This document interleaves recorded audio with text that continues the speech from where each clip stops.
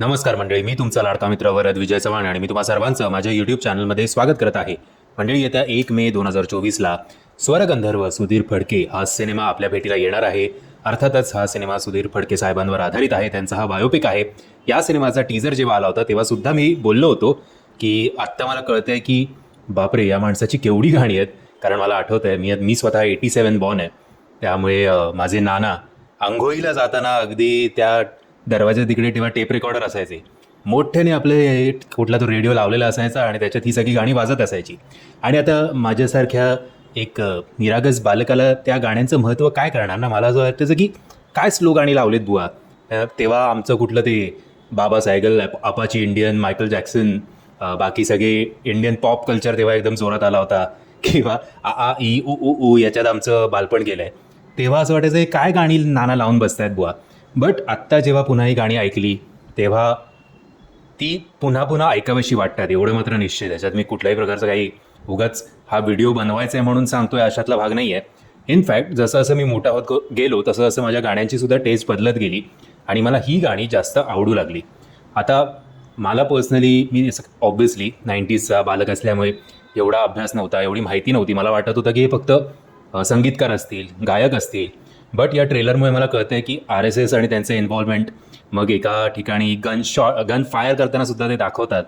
So एक काहीतरी फक्त संगीताच्या भोवती नाही, बट आपल्या राज्याच्या भोवती, देश राज्यप्रेमाच्या भोवती त्यांचं कॉन्ट्रीब्युशन हे या सिनेमातनं कळणार आहे. ते ऑब्व्हियसली, जर मला माहिती नाही तर माझ्या पुढच्या पिढीला तर ऑब्व्हियसली माहितीच नसणार.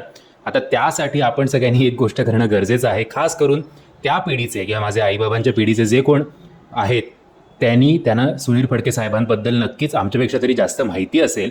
सो त्यांनी स्वतःहून स्वतःच्या मुलांना जबरदस्तीने थिएटरमध्ये घेऊन जाऊन या माणसाचं ओव्हरऑल कला क्षेत्रातलं असेल किंवा RSS याच्यात पार्टीमधलं असेल किंवा राज्याच्या हितासाठी त्यांनी काय काय कॉन्ट्रीब्यूट केलं आहे हे जर आत्ताच्या पिढीपर्यंत पोचवायचं असेल तर जसं नाना मला जबरदस्ती गाणी ऐकवायचे त्यावेळेला, तसंच आय थिंक प्रत्येक पालकांनी त्यांच्या मुलांना जबरदस्ती एकदा तरी हा सिनेमा दाखवायला हवा. काही हरकत नाही आहे. आणि ओव्हरऑल ट्रेलर बघून एक गोष्ट निश्चित की मनापासून हा सिनेमा बनवला आहे.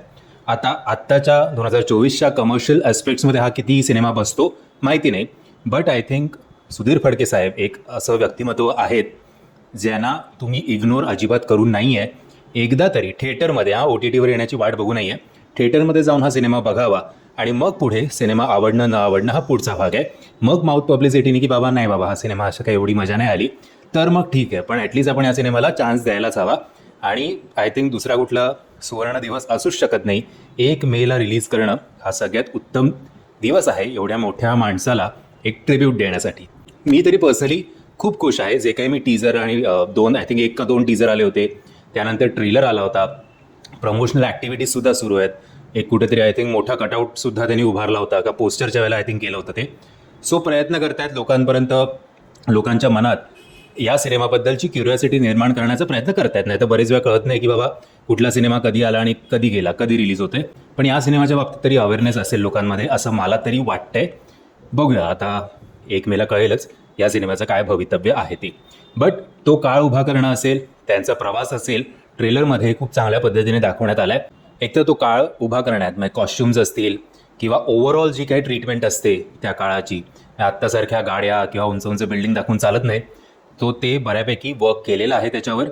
आणि त्यांचा ओव्हरऑल गाण्याचा कार्यक्रम मिळवण्यासाठीचा प्रवास, सिनेमा इंडस्ट्रीमध्ये ते कसे आले तो प्रवास, आणि त्यानंतर इकडे एस्टॅब्लिश कसे झाले आणि मग RSS बरोबर ते कसे काही त्यांचं कॉन्ट्रीब्युशन होतं, ते खूप चांगल्या फ्लोमध्ये हा ट्रेलर झालेला आहे.